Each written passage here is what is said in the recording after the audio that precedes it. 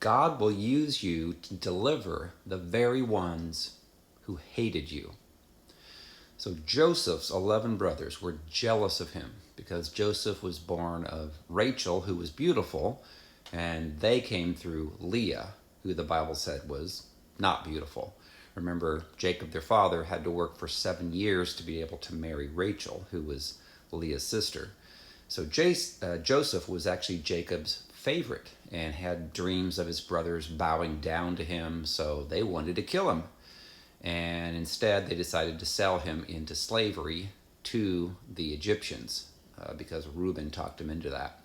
So Joseph was just 17 years of age and had to forgive his brothers in his heart and then work diligently for his Egyptian master, Potiphar.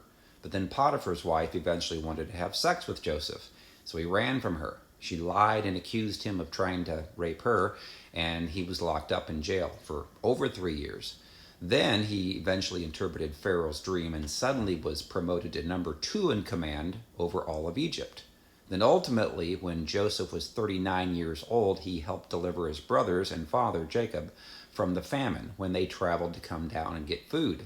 So Joseph had to walk in forgiveness for 22 years before his brothers finally changed and loved him. So Genesis chapter 50, verses 18 through 21 says, "Then his brothers also went and fell down before his face, and they said, 'Behold, we are your servants.' Joseph said to them, 'Do not be afraid, for I am in the place of God. But as for you, you meant evil against me, but God meant it for good.'"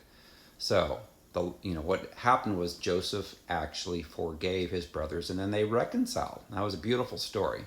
And God will often have you endure a lot of persecution by having you deal with demonic people who hurt you over and over and over again in life. And what is amazing is that some of those who hated you will ultimately get delivered due to your love and your forgiveness for them. At first, think about Moses.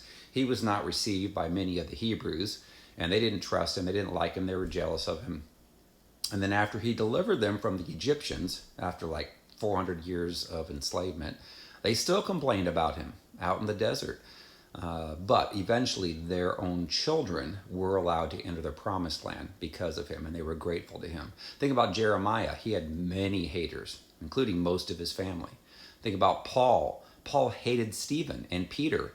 And then when he was delivered, changed, and he loved Peter. Of course, Stephen ultimately died, and he ended up writing a third of the New Testament. Think about Jesus. He was hated. The Pharisees hated him. But there was a percentage of Pharisees that listened to what he said, and they turned and they changed, and they loved what Jesus said.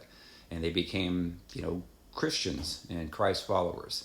And even myself, I've had many who initially hated my message, have had a lot of spouses that they ended up watching what we were teaching, and they received it, and then the person that operated normally in the Jezebel spirit would hate me, and they didn't want to listen. Well, some of them, a percentage of them that did listen, ended up getting healed and getting delivered, and then they changed, and then they loved the ministry. So Matthew chapter 5, verses 43 through 48 says, "You have heard that it was said, 'You shall love your neighbor and hate your enemy.' But I say to you, love your enemies, bless those who curse you, do good to those who hate you, and pray for those who spitefully use you and persecute you, that you may be sons of your Father in heaven. For he makes his sun rise on the evil and on the good, and sends rain on the just and the unjust. For if you love those who love you, what reward have you? Do not even the tax collectors do the same? And if you greet your brethren only, what do you do more than others? Do not even the tax collectors do so? Therefore, you shall be perfect, just as your Father in heaven be perfect." So I have a book called Freedom from Soul Wounds and Demons, available on Amazon in paperback, Kindle, and Audible.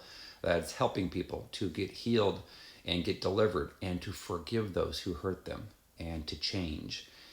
Also available, it's in Spanish, called Freedom from Soul Wounds and Demons. If you're interested in a personal session of healing and deliverance, go out to our website, restored2tofreedom.com.